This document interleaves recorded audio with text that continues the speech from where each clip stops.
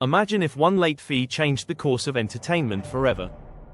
That's exactly what happened in 1997, when a frustrated customer turned a $40 late fee into a billion-dollar revolution. Open Book Chapter 1, The $40 Idea, 1997. It all began with a man named Reed Hastings, who was furious after being charged a $40 late fee by Blockbuster for a VHS copy of Apollo 13. That pain sparked an idea. What if you could rent movies, without late fees, and without going to the store? And so, Netflix was born. It wasn't a streaming service. It wasn't even a tech company. It was a simple website that let you order DVDs online, which would be delivered straight to your mailbox. No driving, no due dates, no penalties. In a world still dominated by Blockbuster's massive stores and fluorescent lights, Netflix felt like the future, wrapped in a red envelope. Hammer and Wrench Chapter 2, David vs. Goliath. In the early 2000s, Netflix was the underdog. Blockbuster laughed off the tiny company. But what they didn't realize was this: Netflix wasn't trying to beat Blockbuster at its own game, it was quietly building a new game entirely. Instead of late fees, Netflix introduced a monthly subscription model. Unlimited rentals, no late returns. It wasn't just more convenient, it was addictive. Behind the scenes, Netflix had another weapon: data. Every time you rented a movie, rated 1, or added it to your queue, Netflix learned about your taste. They weren't just sending DVDs, they were building the first movie recommendation engine. It was customer obsession meets clever tech. Blockbuster, meanwhile, was doubling down on popcorn sales. Light Bulb Chapter 3, The Big Leap, From DVDs to Streaming, 2007. By 2007, internet speeds were getting faster. YouTube had already shown the world that video could live online. Netflix saw it too, and made its boldest move yet. It launched Watch Instantly, a feature that let users stream movies directly to their computers. It wasn't perfect, only about 1,000 titles were available, and you needed a decent internet connection, but it was a start. Streaming wasn't just a new feature. It was a new business model. No more warehouses of DVDs. No more postage. No delays. Just click and play. And with that, Netflix started burying the old business and planting the seeds for its global empire. Face Mask Chapter 4, Hollywood meets Silicon Valley. At first, Netflix streamed movies made by others. They paid licensing fees to studios like Warner Bros. And Paramount. But this came with a problem. What if the studios pulled their content? What if the competition started streaming too? So Netflix made another legendary decision. It would stop depending on Hollywood and become Hollywood.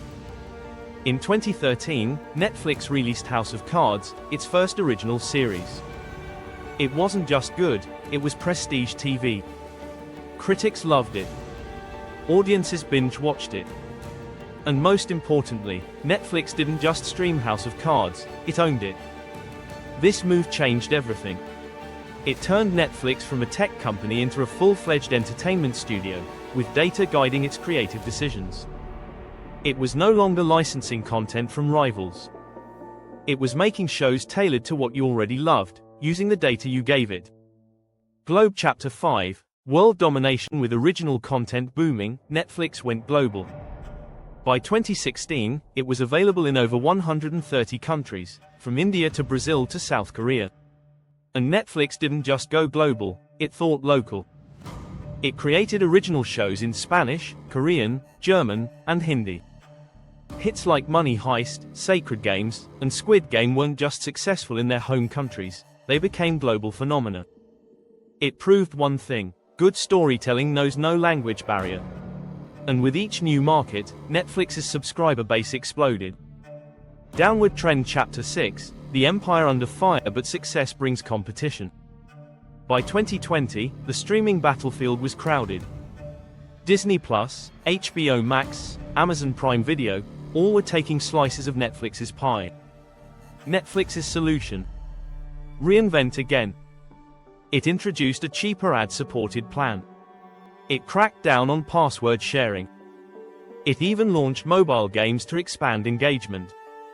The idea was clear: stay sticky, stay relevant, keep evolving. But there were challenges. Content costs were soaring. Netflix was spending over $17 billion a year. Growth was slowing in the US. And new players like Apple and Disney had deep pockets and iconic IP.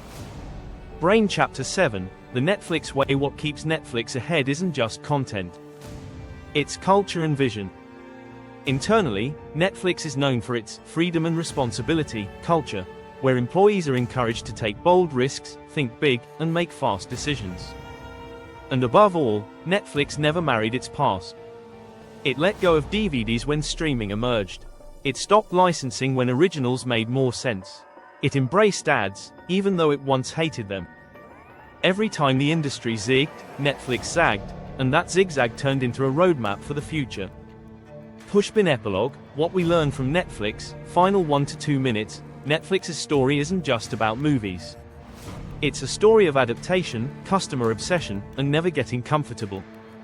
In less than 30 years, Netflix went from renting DVDs to becoming the biggest name in streaming, licensing content to producing global hits, competing with Blockbuster to burying it. It teaches us one powerful lesson. The most dangerous phrase in business is, "This is how we've always done it." Netflix never said that. And that's why it changed how the world watches stories.